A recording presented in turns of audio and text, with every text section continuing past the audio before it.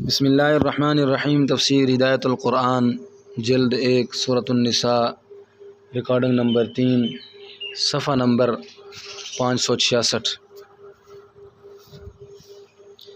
للرجال نصیب مما ترک الوالدین والاقربون وللنساء نصیب مما ترک الوالدان والاقربون مما قل منه او کثر نصیبا مفروضا وإذا حضر القسمة أولو القربى واليتامى والمساكين فارزقوهم منه وقولوا لهم قولا معروفا وليخشى الذين لو تركوا من خلفهم ذرية ضعافا خافوا عليهم فليتقوا الله وليقولوا قولا سديدا إن الذين يأكلون أموال اليتامى ظلما إنما يأكلون في بطونهم نارا وسيصلون سعيرا۔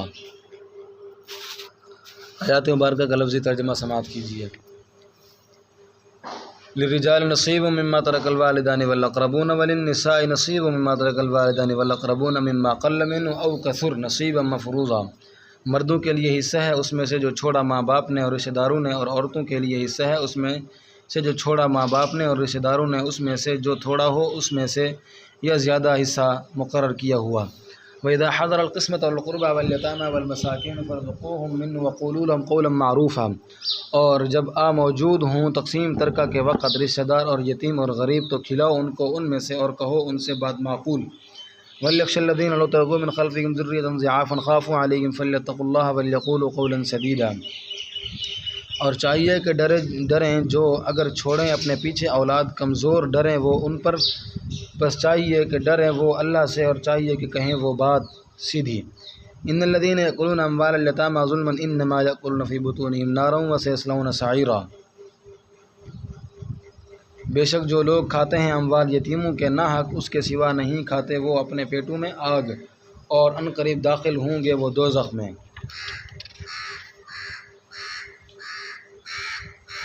فلیتقوا فا جزائیہ ہے، اس کے بعد لو کا جواب معذوف ہے، ای فلیقولوا قولا معروفا ولیتقوا۔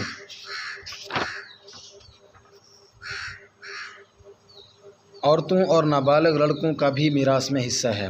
زمانہ جاہلیت میں بیٹیوں کو خواہ چھوٹی ہوں یا بڑی میراث نہیں دیتے تھے، اس طرح نابالغ بیٹوں کو بھی میراث نہیں دیتے تھے۔ صرف بڑے مرد جو دشمنوں سے مقابلہ کر سکیں وارث سمجھ جاتے تھے، جس کی وجہ سے یتیم بچوں کو میراث سے کچھ نہیں ملتا تھا۔ بس یہ آیت نازل ہوئی اور اجمالی طور پر بتا دیا کہ ماں باپ اور دیگر قرابت داروں کے مال متروکہ میں سے مردوں کو خواہ بچے ہوں یا جوان، اسی عورتوں کو خواہ بالغ ہوں یا نابالغ حصہ دیا جائے، اور یہ حصے مقرر ہیں جن کا بیان آگے آئے گا۔ اس سے رسم جاہلیت کا ابطال ہو گیا اور یتیموں وغیرہ کے حقوق کی حفاظت ہو گئی۔ از فوائد: للرجال نصیب مما ترک الوالدان والاقربون وللنساء نصیب مما ترک الوالدان والاقربون مما قل منه او کثر نصیبا مفروضا۔ ترجمہ: مردوں کا حصہ ہے اس میں جو ماں باپ اور رشتہ داروں نے چھوڑا ہے، اور عورتوں کا حصہ ہے اس میں جو ماں باپ اور رشتہ داروں نے چھوڑا ہے، خواہ ترکہ کم ہو یا زیادہ مقرر کیا ہوا حصہ۔ تقسیم میراث کے وقت غیر وارث رشتہ دار یا یتیم غریب آ جائیں تو ان کو بھی کچھ دیا جائے۔ کسی کی میراث تقسیم ہو رہی ہے اس وقت ایسے رشتہ دار آئے جو وارث نہیں، یا یتیم بچے اور مسکین غریب آئے تو میراث میں سے ان کو بھی کچھ دینا چاہیے۔ جب ورثاء عاقل بالغ ہوں پس باہمی رضامندی سے ان کو بھی کچھ دینا چاہیے، البتہ نابالغ کے حصہ میں سے نہیں دے سکتے۔ حدیث: حضرت ابن عباس رضی اللہ عنہما فرماتے ہیں کچھ لوگ کہتے ہیں کہ یہ آیت منسوخ ہے، حالانکہ یہ منسوخ نہیں بلکہ 3 آیتوں پر عمل کرنے میں لوگ سستی کرتے ہیں۔ ایک تقسیم میراث کی آیت، دوسری استیزان کی آیت، لوگ بغیر اجازت گھر میں گھس آتے ہیں۔ تیسری وَجَعَلْنَاكُمْ شُعُوبًا وَقَبَائِلَ، یعنی انسانوں کے خاندانوں میں تقسیم محض تعارف کے لیے ہے، مگر لوگوں نے اس کو عزت و ذلت کا مسئلہ بنا لیا ہے۔ اور تقسیم میراث کے وقت آنے والوں کو کچھ حصہ دینا مستحب ہے، واجب نہیں، اس لیے لوگ عمل کرنے میں سستی کرتے ہیں۔ اور فَارْزُقُوهُم مِّنْهُ کا مطلب یہ ہے کہ ترکہ میں سے ان آنے والوں کو بھی کچھ دو، اور وَقُولُوا لَهُمْ قَوْلًا مَّعْرُوفًا کا مطلب یہ ہے کہ نہ دینا ہو تو ان کے ساتھ خوبی سے بات کرو، یعنی ان کا دل مت توڑو اور ان سے کہو کہ معاف کرو۔ ورثاء کچھ دینے پر راضی نہیں، اس لیے ہم مجبور ہیں۔ وَإِذَا حَضَرَ الْقِسْمَةَ أُولُو الْقُرْبَى وَالْيَتَامَى وَالْمَسَاكِينُ فَارْزُقُوهُم مِّنْهُ وَقُولُوا لَهُمْ قَوْلًا مَّعْرُوفًا۔ اور جب تقسیم ترکہ کے وقت موجود ہوں دور کے رشتہ دار اور یتیم اور غریب لوگ تو ان کو ترکہ میں سے کچھ دو اور ان کے ساتھ خوبی سے بات کرو، ان کا دل مت توڑو۔ سخت بات کہہ کر یتیم کا دل نہ توڑا جائے۔ ایک مثال فرض کرو، کوئی شخص ننھے منھے بچے چھوڑ کر مر جائے تو ان کے بچوں کے بارے میں ان کے کیا جذبات ہوں گے؟ کوئی ان کے ساتھ سخت کلامی کرے تو اس کو کیسا لگے گا؟ دوسروں کے یتیم بچوں کے بارے میں بھی ہمارے یہی جذبات ہونے چاہیے، ان کے لیے بھی ہمارے اندر وہی جذبہ ترحم ہونا چاہیے اور ان کے ساتھ شفقت کا برتاؤ کرنا چاہیے، یہی سیدھی بات کرنا ہے۔ وَلْيَخْشَ الَّذِينَ لَوْ تَرَكُوا مِنْ خَلْفِهِمْ ذُرِّيَّةً ضِعَافًا خَافُوا عَلَيْهِمْ فَلْيَتَّقُوا اللَّهَ وَلْيَقُولُوا قَوْلًا سَدِيدًا۔ ترجمہ، اور ان لوگوں کو ڈرانا چاہیے جو اپنے پیچھے کمزور اولاد چھوڑتے ہیں، یہ ایک مفروضہ مثال ہے، بس وہ سخت بات کہہ کر یتیم کا دل نہ توڑیں اور اللہ سے ڈریں اور سیدھی بات کہیں۔ ناحق یتیم کا مال کھانا پیٹ میں انگارے بھرنا ہے۔ یہ یتامہ کے حقوق کے سلسلہ کی آخری آیت ہے اور آگے یتیموں اور عورتوں کا ترکہ میں مقررہ حصوں کے بیان کیا ہے۔ جو لوگ یتیم کا مال بلا استحقاق کھاتے ہیں وہ اپنے پیٹ میں انگارے بھرتے ہیں، اس کھانے کا انجام دوزخ ہے۔ یہ ارشاد در حقیقت یتیم کے ولی اور میت کے وصی کے لیے ہے، وہی کھاتا ہے، دوسرا تو اس کی نظر بچا کر کھاتا ہے، پس درجہ بدرجہ اوروں کے لیے بھی یہ وعید ہے۔ ان الذين يأكلون اموال اليتامى ظلما انما يأكلون في بطونهم نارا وسيصلون سعيرا۔ ترجمہ، بے شک جو لوگ ناحق یتیموں کا مال کھاتے ہیں وہ اپنے پیٹوں میں انگارے بھرتے ہیں اور وہ عن قریب دوزخ میں داخل ہوں گے۔ بسم اللہ الرحمن الرحیم۔ یوصیکم اللہ فی اولادکم للذکر مثل حظ الانثیین فإن كن نساء فوق اثنتین فلهن ثلثا ما ترك وإن كانت واحدة فلها النصف ولأبويه لكل واحد منهما السدس مما ترك إن كان له ولد فإن لم يكن له ولد وورثه أبواه فلأمه الثلث فإن كان له إخوة فلأمه السدس من بعد وصية يوصي بها أو دين آباؤكم وأبناؤكم لا تدرون أيهم أقرب لكم نفعا فريضة من الله إن الله كان عليما حكيما۔ آیات مبارکہ کا لفظی ترجمہ سماعت کیجیے۔ یوصیکم اللہ فی اولادکم للذکر مثل حظ الانثیین، حکم دیتے ہیں تمہیں اللہ تعالیٰ تمہاری اولاد میں مذکر کے لیے ہے مانند حصہ دو مؤنث کے لیے، پس اگر ہو فإن كن نساء فوق اثنتین فلهن ثلثا ما ترك، پس اگر ہوں عورتیں زیادہ دو سے تو ان کے لیے ہے 2/3 اس کا جو چھوڑا اس نے۔ وإن كانت واحدة فلها النصف، اور اگر ہو لڑکی ایک تو اس کے لیے ہے آدھا، اور میت کے والدین کے لیے ہر ایک کے لیے دونوں میں سے۔ وَلِأَبَوَيْهِ لِكُلِّ وَاحِدٍ مِّنْهُمَا السُّدُسُ مِمَّا تَرَكَ إِن كَانَ لَهُ وَلَدٌ، اور میت کے والدین کے لیے ہر ایک کے لیے دونوں میں سے ہے 6واں حصہ اس میں سے جو چھوڑا اس نے۔ اگر ہو میت کے لیے اولاد فإن لم يكن له ولد وورثه أبواه فلأمه الثلث، پس اگر نہ ہو اس کے لیے اولاد اور وارث ہوں اس کے ماں باپ، فلأمه الثلث، تو اس کی ماں کے لیے ہے 1/3۔ فإن كان له إخوة، پس اگر ہوں اس کے بھائی بہن، فلأمه السدس، تو اس کی ماں کے لیے 6واں حصہ۔ من بعد وصیت یوصی بہا، 6واں حصہ بعد وصیت کے جس کی وصیت کی ہو اس نے، او دین یا قرضہ بعد قرضہ کے۔ آباؤکم و ابناؤکم لا تدرون، تمہارے باپ اور تمہارے بیٹے نہیں جانتے تم، ایہم ان میں سے کون، اقرب لکم قریب تر ہے تم سے، نفعا نفع رسانی میں، فریضۃ مقررہ حکم ہے، من اللہ کی طرف سے، ان اللہ کان، بے شک اللہ تعالی ہیں، علیما خوب جاننے والے، حکیما بڑی حکمت والے۔ جملہ یوصی بہا وصیتاً کی صفت ہے اور یہ صفت کاشفہ ہے، جیسے سورۃ الانعام آیت 38 میں طائر کی صفت یطیر بجناحیہ آئی ہے۔ صفت کاشفہ تحسین کلام کے لیے لائی جاتی ہے، کسی چیز سے اعتراض مقصود نہیں ہوتا۔ احکام میراث۔ ربط۔ شروع صورت سے پہلی آیت کے بعد سے یتامہ کے خاص طور پر یتیم لڑکیوں کے حقوق بیان ہو رہے ہیں۔ ان کے ذیل میں آیت 7 میں فرمایا للرجال نصیب مما ترک الوالدان والاقربون وللنساء نصیب مما ترک الوالدان والاقربون مما قل منه او کثر نصیبا مفروضا، مردوں کے لیے حصہ ہے والدین اور رشتہ داروں کے لیے متروکات میں سے، اور عورتوں کے لیے حصہ ہے والدین اور رشتہ داروں کے متروکات میں سے، خواہ متروکہ مال تھوڑا ہو یا زیادہ، اور اللہ تعالیٰ کی طرف سے مقرر کیا ہوا حصہ ہے۔ اس ارشاد پاک میں یتامہ بھی شامل ہیں۔ پھر آیت 10 ان الذين يأكلون اموال اليتامى ظلما انما يأكلون في بطونهم نارا وسيصلون سعيرا، جو لوگ ناحق یتامہ کے مال کھاتے ہیں اور اپنے پیٹوں میں انگارے بھر رہے ہیں وہ عنقریب جہنم رسید ہوں گے۔ اس آیت میں یتیموں کی میراث ہڑپ کر جانا بھی شامل ہے، اس لیے اب 2 آیتوں میں میراث کے احکام بیان فرماتے ہیں تاکہ یتامہ کے حقوق کی حفاظت ہو جائے اور زبردست ان کے اموال ظلماً نہ کھائے جائیں۔ آیت میراث کا شان و نزول۔ ترمذی شریف حدیث نمبر 2092، ہے۔ حضرت جابر رضی اللہ تعالیٰ عنہ فرماتے ہیں حضرت سعد بن ابی ربیع کی بیوی سعد کی 2 بیٹیوں کے ساتھ نبی صلی اللہ علیہ وسلم کی خدمت میں آئیں اور عرض کیا یا رسول اللہ یہ سعد بن ابی ربیع کی بیٹیاں ہیں، ان کے آبا آپ صلی اللہ علیہ وسلم کے ساتھ جنگ احد میں شہید ہو گئے ہیں اور ان کے چچا نے سارا مال لے لیا ہے، بس دونوں کے لیے کوئی مال نہیں بچا اور ان دونوں کی شادی اسی صورت میں ہو سکتی ہے جب ان کے پاس کچھ مال ہو۔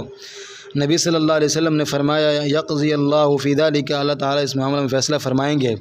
چنانچہ میراث کی آیتیں نازل ہوئیں، پس نبی صلی اللہ علیہ وسلم نے ان کے چچا کو بلایا اور فرمایا سعد کی دونوں بیٹیوں کو 2/3 دو، ان کی ماں کو 8واں حصہ دو اور باقی آپ کا حصہ آپ کا ہے عصبہ ہونے کی وجہ سے۔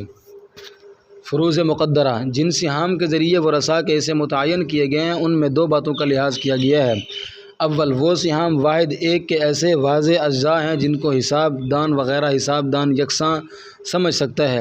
عام لوگوں کو ایسی ہی باتیں بتلائی جاتی ہیں جن میں حساب کی گہرائی میں نہ اترنا پڑے۔ دوم وہ سہام ایسے ہیں جن میں کمی زیادتی کی ترتیب اول واحلہ ہی میں ظاہر ہو جاتی ہے۔ شریعت نے جو سہام مقرر کیے ہیں ان کے 2 زمرے بنتے ہیں۔ نمبر 1 ثلثان، ثلث اور سدس، نصف، ربع اور ثمن۔ نمبر 2 نصف، ربع اور ثمن۔ ان سہام میں 2 خوبیاں ہیں۔ اول ان سہام کا اصلی مخرج شروع کے 2 عدد ہیں یعنی 2 اور 3 سے سب یہ سہام نکلتے ہیں۔ نصف کا مخرج تو 2 ہی ہے، ربع اور ثمن کا بھی یہی مخرج ہے۔ اس طرح کا 2 کا 2 گنا 4 ہے جو ربع کا مخرج ہے اور 2 کا 4 گنا 8 ہے جو ثمن کا مخرج ہے، پس 4 اور 8 مخرج فرعی ہیں۔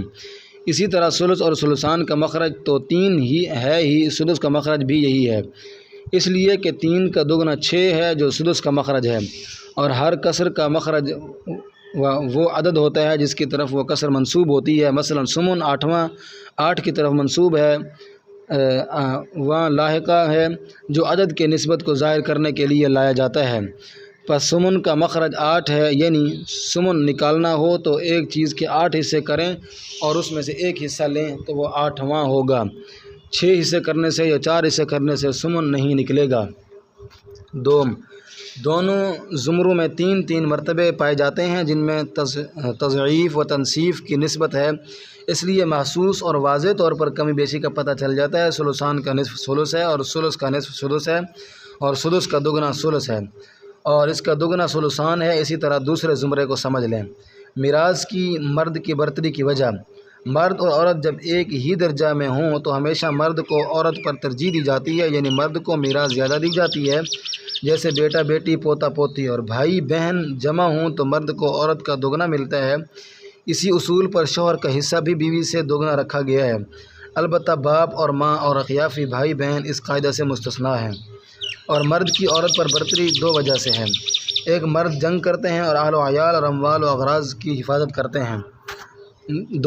مردوں پر مصارف کا بار زیادہ ہے، اس لیے مال غنیمت کی طرح بے مشقت اور بے محنت ملنے والی چیز کے مرد ہی زیادہ حقدار ہیں۔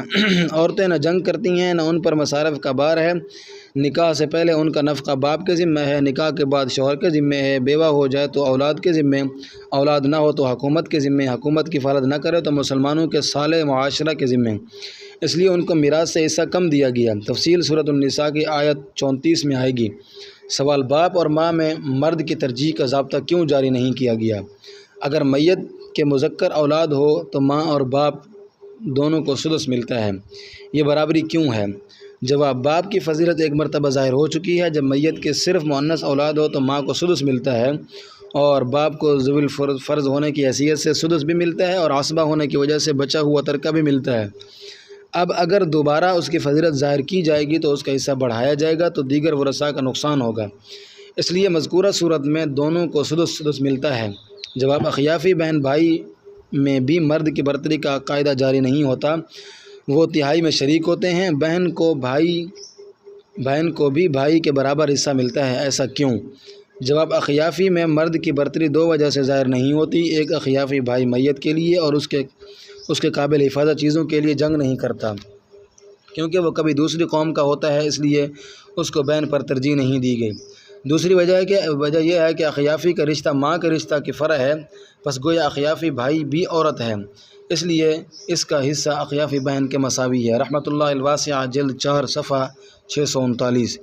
یوصیکم اللہ فی اولادکم للذکر مثل حظ الانثیین فإن کن نساء فوق اثنتین فلہن ثلث ما ترک وإن كانت واحدة فلها النصف۔ اللہ تعالیٰ تم کو تمہاری اولاد کے حق میں تاکیدی حکم دیتے ہیں کہ مذکر کے لیے 2 مؤنث کے حصہ کے برابر ہے، پھر اگر اولاد 2 سے زیادہ عورتیں ہوں تو ان کے لیے ترکہ کا 2/3 ہے، اگر 1 ہو تو اس کے لیے آدھا ہے۔ تفسیر نمبر 1، لڑکے کو لڑکی سے دوگنا ملنے کی وجہ ابھی بیان کی ہے۔ نمبر 2، ایک بیٹی کو نصف اس لیے ملتا ہے کہ جب ایک بیٹا ہوتا ہے تو سارا مال سمیٹ لیتا ہے، پس تنصیف و تضعیف کے قاعدہ سے ایک بیٹی کو اس کا آدھا ملے گا۔ نمبر 3، 2 بیٹیاں 2 سے زیادہ کے حکم کے تابع ہیں، یعنی ان کو بھی 2/3 ملے گا۔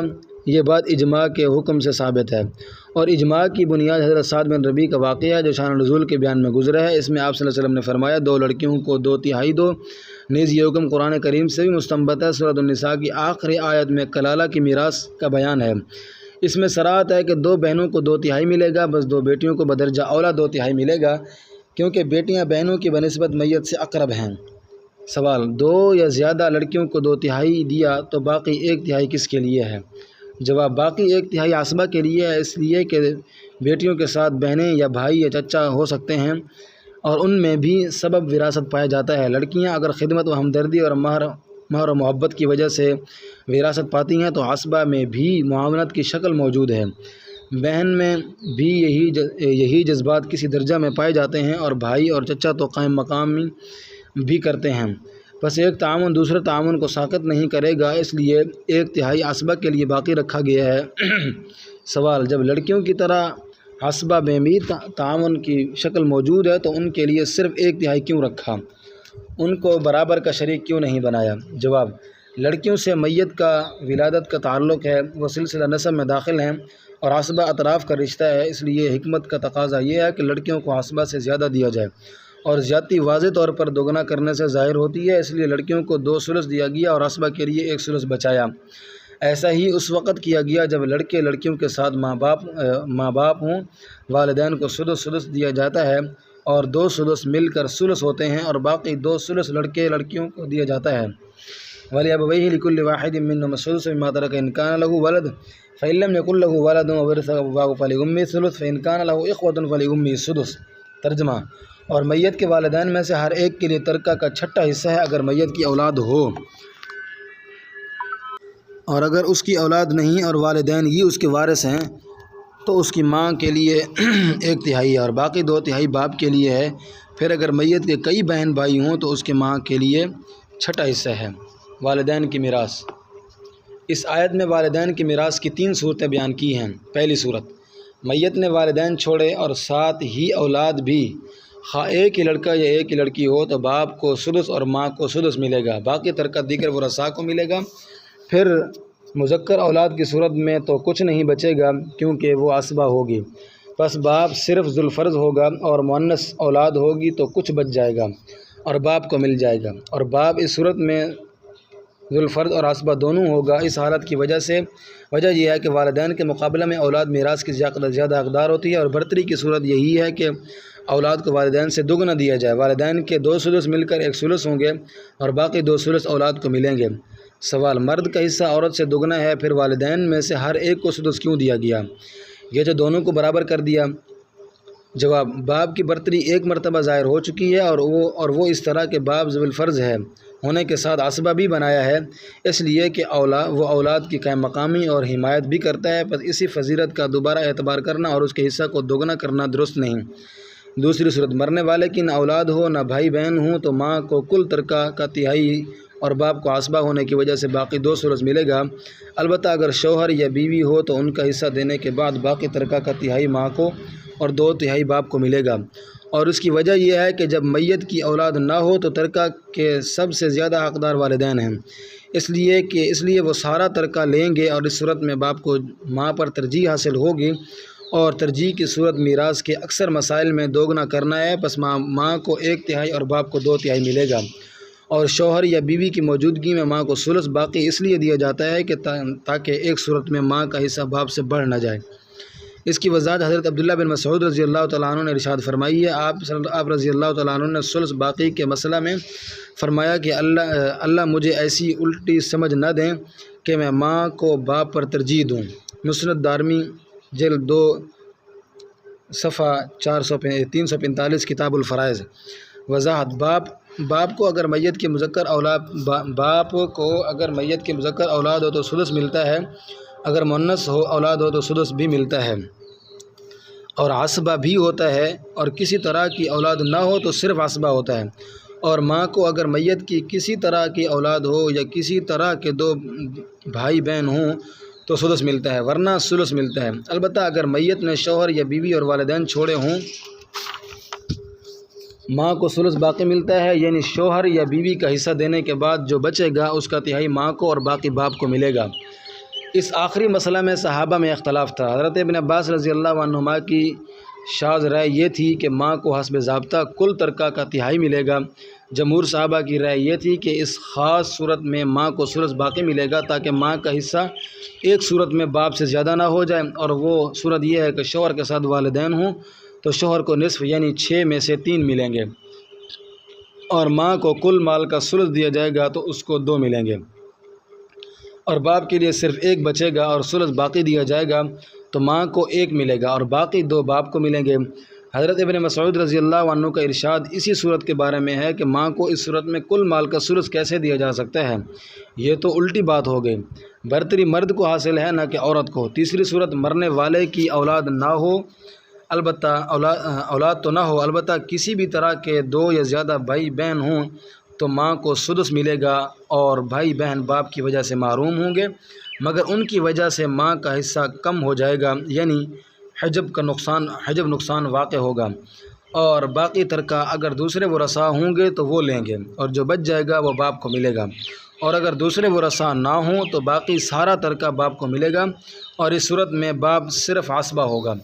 اور اس صورت میں ماں کا حصہ کم ہونے کی وجہ یہ ہے کہ اگر میت کے 1 سے زیادہ بہن بھائی ہیں تو اس کی 2 صورتیں ہیں۔ پہلی صورت میت کی 2 یا زیادہ صرف بہنیں ہیں تو وہ عصبہ نہیں ہوں گی بلکہ ذوی الفرض ہوں گی، اور عصبہ چچا ہوگا جو بہنوں سے دور کا رشتہ ہے، پس ماں اور بہنوں کی میراث کی بنیاد ایک ہوگی، یعنی ہمدردی اور مہر و محبت، اور چچا کی میراث کی بنیاد دوسری ہوگی، یعنی نصرت و حمایت۔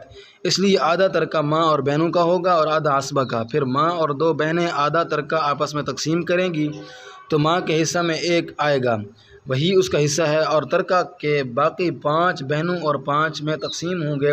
بہنوں کو ثلثان یعنی 4 ملیں گے اور باقی 1 چچا کو ملے گا۔ دوسری صورت، اور اگر 2 بھائی یا 1 بھائی 1 بہن ہو تو چونکہ یہ خود عصبہ ہیں اس لیے ان میں وراثت کی 2 جہتیں جمع ہوں گی، ایک قرابت قریبہ یعنی ہمدردی اور محبت، دوسری نصرت و حمایت، اور ماں میں وراثت کی ایک ہی جہت ہوگی یعنی محبت و ہمدردی۔ اور اکثر ایسا ہوتا ہے کہ میت کے اور بھی ورثاء ہوتے ہیں جیسے 1 بیٹی اور 2 بیٹیاں اور شوہر، اس لیے ماں کو سدس ہی دیا جائے گا تاکہ دوسرے ورثاء پر تنگی نہ ہو۔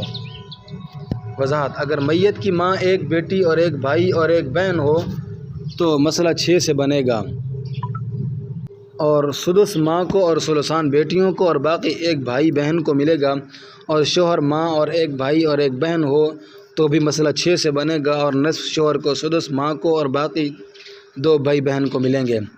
من بعد وصیت یوصی بہا او دین، وصیت کے بعد جو میت نے کی ہو یا قرضہ کے بعد۔ آیت کریمہ میں وصیت کا ذکر پہلے ہے اور قرضہ کا بعد میں، جبکہ مسئلہ یہ ہے کہ پہلے تمام مال سے تجہیز و تکفین کی جائے گی، پھر جو بچے گا اس سے قرضہ ادا کیا جائے گا، پھر جو بچے گا اس کی تہائی سے وصیت نافذ کی جائے گی، پھر باقی ترکہ ورثاء میں تقسیم کیا جائے گا۔ پس قرضہ کا نمبر دوسرا ہے، وصیت کا نمبر تیسرا۔ مگر اس آیت میں اور اگلی آیت میں 2 مرتبہ وصیت کا ذکر ہے، پہلے آیا ہے اور قرضہ کا بعد میں، اس کی وجہ کیا ہے؟ جواب، کبھی کسی چیز کی اہمیت ظاہر کرنے کے لیے نفس الامر میں جو چیز مؤخر ہوتی ہے اس کو مقدم کر کے ذکر کرتے ہیں، جیسے سورۃ آل عمران کی آیت 55 میں ہے، اذ قال اللہ یا عیسیٰ انی متوفیک ورافعک الی، یاد کرو جب اللہ تعالیٰ نے فرمایا اے عیسیٰ بے شک میں تم کو وفات دینے والا ہوں اور فی الحال میں تم کو اپنی طرف اٹھائے لیتا ہوں۔ ترجمہ تھانوی رحمہ اللہ، حضرت عیسیٰ علیہ السلام کی وفات نزول کے بعد ہوگی اور آسمان کی طرف اٹھایا جانا مقدم ہے، مگر آیت میں وفات کا تذکرہ پہلے ہے، اس کی اہمیت ظاہر کرنے کے لیے تاکہ کسی کو ان کے رفع سماوی سے دھوکہ نہ ہو۔ وہ کوئی مافوق البشر ہستی ہیں،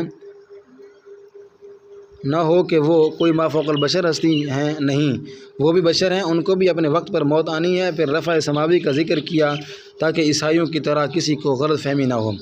اب یہ مسئلہ سمجھنا چاہیے کہ جب کسی پر قرض ہوتا ہے تو مرنے کے بعد قرض خواہ 3 دن انتظار نہیں کرتے، فوراً آ جاتے ہیں کہ ہمارا قرضہ لاؤ۔ پس دین کا مطالبہ کرنے والے بندے موجود ہیں، اس کو تو جھک کر مار دینا ہوگا۔ اور وصیت وجوہ خیر میں ہوتی ہے، بندوں کی طرف سے اس کا مطالبہ کرنے والا کوئی نہیں ہوتا۔ غریبوں کے لیے وصیت کی تو وہ کیا مطالبہ کریں گے؟ مدرسہ یا مسجد کے لیے وصیت کی تو موت میں متولی آ کر کیا مطالبہ کریں گے؟ ورثاء وصیت نافذ کریں تو وہ ممنون ہوں گے۔ اس لیے وصیت کی اہمیت ظاہر کرنے کے لیے اس کو مقدم کیا کہ اس کو معمولی چیز مت سمجھو، اور اللہ تعالیٰ کے نزدیک دین سے بھی مقدم ہے۔ آباؤکم و ابناؤکم لا تدرون ایہم اقرب لکم نفعا، تمہارے باپ اور تمہارے بیٹے تم نہیں جانتے ان میں سے کون تمہارے لیے زیادہ نفع رساں ہے۔ ترکیب آباؤکم ابناؤکم مبتدا، لا تدرون خبر ہے۔ تفسیر آیت کے اس حصے میں یہ بیان کیا ہے توریث کی بنیاد نفع رسانی نہیں، کیونکہ کون کس کے لیے کتنا نفع رساں ہے اس کو اللہ تعالیٰ ہی جانتے ہیں۔ کبھی کسی دوست سے نفع پہنچتا ہے، کبھی بیٹے سے، کبھی باپ سے، اور کبھی بھائی سے زیادہ نفع پہنچتا ہے۔ اس لیے نفع رسانی توریث کی بنیاد نہیں ہو سکتی، بلکہ میراث کی 3 بنیادیں ہیں: میت کی قائم مقامی کرنا، ہمدردی اور محبت اور نصرت و حمایت۔ ان کے بھی مزان کلیہ کا اعتبار کیا، فرد کی خصوصیات کا اعتبار نہیں کیا۔ اس لیے بیٹے سب برابر ہیں، ایک زیادہ خدمت گزار ہے، دوسرا کم، اس کا اعتبار نہیں کیا۔ تفسیر رحمۃ اللہ الواسعہ میں معاملات کے بیان میں باب 5 میں ہے۔ فریضۃ من اللہ ان اللہ کان علیما حکیما، ترجمہ اللہ کی طرف سے مقرر کرنا ہے، بے شک اللہ تعالیٰ خوب جاننے والے بڑی حکمت والے ہیں۔ ترکیب فریضۃ فعل معذوف کا مفعول مطلق ہے، ای فرض اللہ ذالک فریضۃ، یہ اللہ کے مقرر کیے ہوئے حصے ہیں، کسی کو دخل در معقولات کرنے کا حق نہیں۔ اللہ خوب جاننے والے ہیں، انہوں نے جس کا جو حق تھا وہ دیا ہے، اور بڑی حکمت والے ہیں، انہوں نے حکمت کا لحاظ کر کے حصے مقرر کیے ہیں، ان کو تسلیم کیے بغیر چارہ نہیں۔ واللہ اعلم بالصواب۔